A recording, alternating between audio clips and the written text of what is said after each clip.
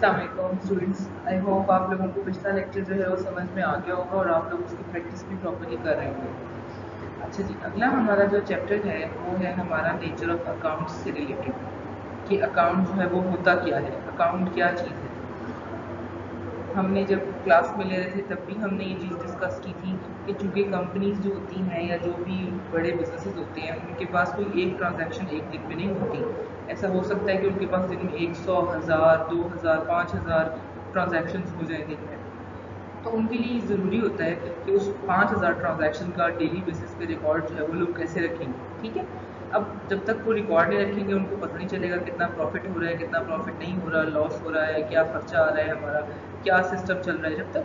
जब तक वो उसको बना के नहीं रखेंगे वो अकाउंट को, तो वो पता नहीं चलेगा। वो समरी और या वो क्लासिफिकेशन जो वो करते हैं किसी भी चीज़ की, फॉर एग्जांपल सेल की करनी, फॉर एग्जांपल परचेजेस की करनी, फॉर एग्जांपल आपने किसी का अकाउंट रिसीवेबल था उसकी करनी, ये सारी की सारी क्लासिफिकेशन और फिर उसकी समरी जो है वो काम करनी। मतलब ये फॉर एग्जांपल आपके पास एक महीने का आपने अकाउंट बनाना है तो आपके पास एक महीने में 150 सेल की ट्रांजैक्शन होगी, तो वो जो 150 सेल की ट्रांजैक्शन होगी वो जिस जगह बनेगी वो अकाउंट के टाइम आएगा। ठीक है, अच्छा जी, इसको नेक्स्ट ये देखिए कि इसका मेजर बेनिफिट क्या है। बेनिफिट क्या है कि आपका जो सारा डाटा है वो आपको इजीली मिल जाएगा। मतलब आपने एक महीने का रिकॉर्ड देखना है, अब आप क्या वो सारी की सारी सेल्स की इनवॉइसेस उठाओगे जिसमें आप देखोगे कि आपकी सेल कितनी हुई थी। नहीं, आपने सिर्फ ये करना है कि आपने वो जो है अकाउंट निकाला हुआ है उसका एंड में बैलेंस निकाल के देख लेना है कि भाई ये हमारा अकाउंट का बैलेंस बचता था और ये हमारे पास है वो बैलेंस बच गया या ये हमारे टोटल ट्रांजैक्शन की अमाउंट। ठीक, अच्छा जी, अगला देखो, हाँ एग्जांपल ये है कि इसमें देखो 6 महीने का फॉर एग्जांपल एक डाटा लेना है सेल का, तो उसको ये नहीं पॉसिबल नहीं है ना कि वो या तो अपने पास दिमाग में मेंटेन करता है डाटा कि आज हमने 500 की सेल किया, 1000 की सेल किया और अगले दिन भूला हो। तो फिर हमारे लिए ज़रूरत होता है कि उसको नोट डाउन करें, उसको प्रॉपर एक अकाउंट मेंटेन करें ताकि हमारे पास उसका सारा डाटा रहे। ठीक है, अगर समझ नहीं आ रही इसके लिए मैं आपको बताऊँ, सबसे पहले आपने ये करना है कि जो भी आपका चैप्टर है, चैप्टर नंबर भी पहले ना उसको रीड आउट कर लो प्रॉपर, उसको ना पूरे रीडिंग कर लो चैप्टर में। जब आप रीड कर लोगे, एग्जाम्पल्स पढ़ लोगे तो फिर आपके लिए पढ़ना ज़्यादा आसान हो जाएगा। कोई भी आप कर रहे हो, क्लास ले रहे हो, तो उसके लिए सबसे इम्पोर्टेंट ये है कि आपने पहले उसको एक दफ़ा रीड आउट करके बैठो और आपको रीड करके सारे आइटम्स लिखे हुए, आइटम्स की टाइप है, सेल होती है, परचेज होती है, एक्सपेंसेस होती हैं, वेजेस हैं, सैलरीज हैं, परचेज, डिफरेंट तरह के मैटर्स हैं। उन सब का डाटा जो है अलग अलग रिकॉर्ड करना बहुत मुश्किल है। तो उसके लिए हमारे लिए ज़रूरी होता है कि हम हर हेड का एक अकाउंट बना दें और हम उस अकाउंट के अंदर से उसका बैलेंस लिखें। ठीक है,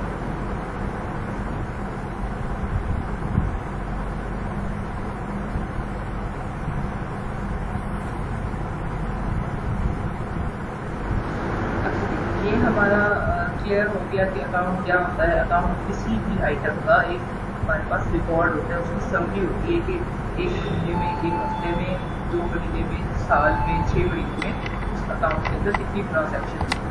ठीक है, अच्छा, इसके बाद जनाब अकाउंट्स की टाइप्स हैं। अब सारे अकाउंट एक तरह के नहीं होते, कुछ डिफरेंट, फॉर एग्जांपल कोई कैपिटल का अकाउंट होगा, कोई एसेट का अकाउंट होगा, कोई इनकम का होगा, कोई एक्सपेंस का होगा। तो इन सारे के सारे अकाउंट्स को 2 तरह की कैटेगरीज को डिवाइड किया हुआ है। पहली कैटेगरी कहलाती है पर्सनल अकाउंट और दूसरी कहलाती है इम्पर्सनल अकाउंट। पर्सनल अकाउंट वो अकाउंट होता है जिसमें किसी इंसान का, किसी बंदे का या किसी कंपनी का या किसी बैंक का डाटा जो है वो हमारे पास रिकॉर्ड किया हुआ है। फॉर एग्जाम्पल आपने मिस्टर ए से 50,000 की जो है वो सेल की है पहले दिन, फिर मिस्टर ए ने उसमें से 25,000 वापस कर दिए। अगली दफ़ा आपने मिस्टर ए को 10% डिस्काउंट दे दिया, उसके बाद उन्होंने बाकी के पैसे भी वापस कर दिए। तो ये जो पर्सनल, मतलब किसी का पर्सनल नाम से जो अकाउंट होगा वो आपका क्या कहलाएगा, वो पर्सनल अकाउंट कहलाएगा। ठीक है, इसमें होगा ये कि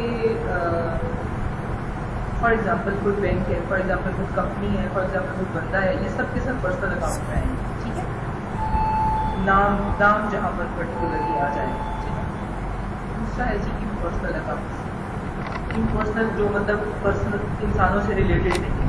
पहले रियल और प्रॉपर्टी, दूसरे नॉमिनल और प्रॉपर्टी। ये आपने याद रखना है कि जो रियल और प्रॉपर्टी अकाउंट्स होते हैं ये सारे के सारे बैलेंस शीट फ्रेंड्स होते हैं। अपने पास रजिस्टर और पेन भी रख लो, ये जो बातें मैं कर रही हूँ उसमें नहीं लिखी हुई है, चैप्टर में नहीं है, वो नोट डाउन करते हो, ठीक है। रियल और प्रॉपर्टी अकाउंट्स जो होते हैं वो आपके वो अकाउंट को जो बैलेंस शीट से रिलेटेड, मतलब आपकी एसेट्स के, आपके कैपिटल की और आपके जो लाइबिलिटी के अकाउंट्स होते हैं वो आपके रियल और प्रॉपर्टी अकाउंट्स से आएंगे। दूसरे नॉमिनल और प्रॉपर्टी। नॉमिनल और प्रॉपर्टी, नॉमिनल जैसे कि प्रॉपर्टी मतलब जिसका काम है, जिसका बिजनेस है, वो जितने भी अकाउंट होंगे सेल और एक्सपेंसेस से रिलेटेड जितने भी आपके होते हैं अकाउंट्स में कहलाते हैं नॉमिनल और प्रॉपर्टी।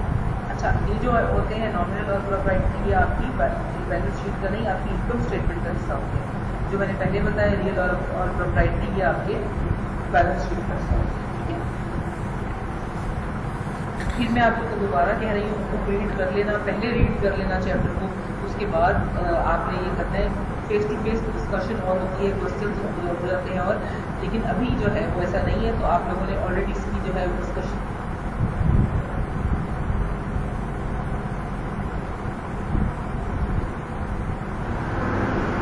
अच्छा, तो फिर हम ये पर्सनल अकाउंट्स का देख रहे थे कि जो मैंने बताया था कि मिस्टर रहीम का, मिस्टर सलीम का फॉर एग्जांपल आपने सेल या परचेज किया उनके साथ, तो उससे उनका जो उनके नाम से जो अकाउंट खुला हुआ वो उनका पर्सनल अकाउंट कहलाता है। आर्टिफिशियल पर्सन कंपनीज के लिए यूज़ किया जाता है, मतलब इसका मतलब कंपनीज की जो डेफिनेशन है उसमें वो ये है कि कंपनी एक सेपरेट पर्सन है, लेकिन वो एक आर्टिफिशियल है, मतलब वो सांस नहीं लेती, खाती पीती नहीं है, चलती फिरती नहीं है, बट वो एक पर्सन है। उसको आप सू भी कर सकते हो, वो आपको सू कर सकती है, उसके अगेंस्ट आप कुछ भी कर, उसके अगेंस्ट आप कोई भी चार्जेस वगैरह जो भी हैं उससे आपको, मतलब उन बंदों का कोई ताल्लुक नहीं होता, वो कंपनी खुद एक आर्टिफिशियल पर्सन होती है। आपने कुछ कंपनी को सू करना है, उस कंपनी से रिलेटेड जो भी आपके चीज़ें होंगी, ठीक है। दूसरे फिर वही रियल अकाउंट, फर्नीचर का, बिल्डिंग का, ये सब के सब बैलेंस शीट में जाएंगे। और फिर दूसरे हैं नॉमिनल एक्सपेंसेस के, प्रॉफिट्स के, परचेजेस के, सेल्स के, इसमें आपने अपने गेन या लॉसेस रिकॉर्ड करने हैं, वो नॉमिनल अकाउंट, ठीक है। इसको ज़रा एक दफ़ा रीड कर लेना और इसको प्रॉपर्ली पढ़ लेना।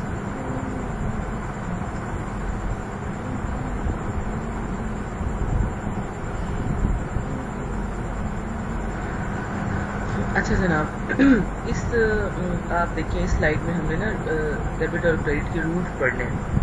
जब तक आप लोगों को डेबिट और क्रेडिट के रूल्स नहीं आएंगे आप एंट्रीज नहीं पास कर सकते। पहला स्टेप ही जब क्लियर नहीं होगा तो आगे आप पूरा सर्कल को पढ़ने में, समझने में आपके लिए बहुत प्रॉब्लम हो जाएगी। मैंने आप लोगों से बताया था कि 5 हेड्स में हम अकाउंटिंग के जितने भी हमारे एस्पेक्ट्स होते हैं उनको हम 5 हेड्स में डिवाइड करते हैं। एसेट्स, एक्सपेंसेस, लाइबिलिटीज़, कैपिटल और इनकम, ये हमारे जो प्रॉफिट होते हैं वो। देखो यहाँ पे जब भी एसेट्स और एक्सपेंसेस इंक्रीज होंगे तो वो डेबिट होंगे, डिक्रीज होंगे तो वो क्रेडिट, ठीक है। लाइबिलिटीज़, कैपिटल, इनकम या आपका प्रॉफिट जो है जब भी डिक्रीज होगा यानी कम होगा तो वो डेबिट होगा, इंक्रीज होगा तो वो क्रेडिट होगा। तो यहाँ पे मैंने एक जो सेल्स है वो ऐड किया हुआ है। ये जो सेल्स होता है वो पार्ट जो है वो प्रॉफिट का ही होता है, मतलब जब आपकी सेल होगी तभी उसमें से आप अपने खर्चे यानी कि एक्सपेंसेस निकाल के प्रॉफिट निकालोगे ना। लेकिन चूंकि सेल को हमने एक सेपरेटली उसमें देखना है तो इसलिए मैंने सेल को जो है वो यहाँ लिखा हुआ है। सेल्स जब भी होंगी वो आपकी क्रेडिट होगी, ठीक है। जब भी सेल्स आपकी इंक्रीज होंगी या जब भी सेल होगी वो आपकी सेल क्रेडिट होती है हमेशा। अब दोबारा से इसको देख लो, जितने भी आपके एसेट्स हैं, फॉर एग्जांपल आपने एक मशीनरी खरीदी है, ठीक है, क्या होगा, एसेट इंक्रीज हो रहा है, इंक्रीज हो जाएगा, डेबिट हो जाएगा, ठीक है। एक्सपेंस हो रहा है, लाइट का एक्सपेंस है, टेलीफोन का, रेंट का, आपका पोस्टेज का, जिस चीज़ का भी एक्सपेंस है, जब भी सैलरीज का जब भी वो इंक्रीज होगा, अकर होगा तो वो क्या होगा, डेबिट होगा, ठीक है। और जब भी डिक्रीज होगा तो वो क्रेडिट होगा। उसके बाद है जनाब लाइबिलिटी, कैपिटल, प्रॉफिट और सेल्स। जब भी आपकी कोई लाइबिलिटी इंक्रीज हो जाएगी तो वो क्रेडिट हो जाएगी, जब वो लाइबिलिटी ख़त्म होगी या डिक्रीज हो जाएगी तो वो क्रेडिट हो जाएगी। इसी तरह से कैपिटल, जब भी कैपिटल आएगा बिजनेस में, कैपिटल होता है कि जो भी पैसा उन्होंने आपका इन्वेस्ट किया हुआ है, इन्वेस्ट किया है बिजनेस में, वो कहलाता है आपको कैपिटल। जब भी वो इंक्रीज होगा तो क्रेडिट होगा, डिक्रीज होगा तो डेबिट हो जाएगा, ठीक है। फिर उसके बाद है जनाब सेल्स। सेल्स जब भी आपकी इंक्रीज होगी, डेबिट होगी, कम होगी तो वो डिक्रीज हो जाएगी। फिर आता है जनाब प्रॉफिट। प्रॉफिट क्या है? जब भी आपका प्रॉफिट जब भी होगा वो क्रेडिट में जाएगा, लॉस जो भी होगा वो डेबिट में जाएगा। इसको एक दफ़ा दोबारा से मैं फिर कह रही हूँ आपको रीड कर लेना। रीड करने के बाद इसको पढ़ना, कोई चीज़ समझ ना आए तो दोबारा आप उससे पूछ सकते। और एक लॉकेट बनवा के तुम्हारी माँ के गले में डलवा दूंगी।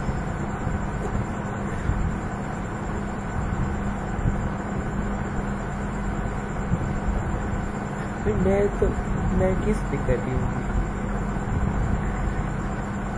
अच्छा, ये जो हमने रूल्स कर लिए हैं डेबिट क्रेडिट के, इसको हम देखते हैं इलस्ट्रेशन से। इसमें आपने ना इसको अपनी फिर मैं वही कहूँगी आपको, पहले इसको रीड कर लेना और बुक अपनी बात करके फिर इसको करना।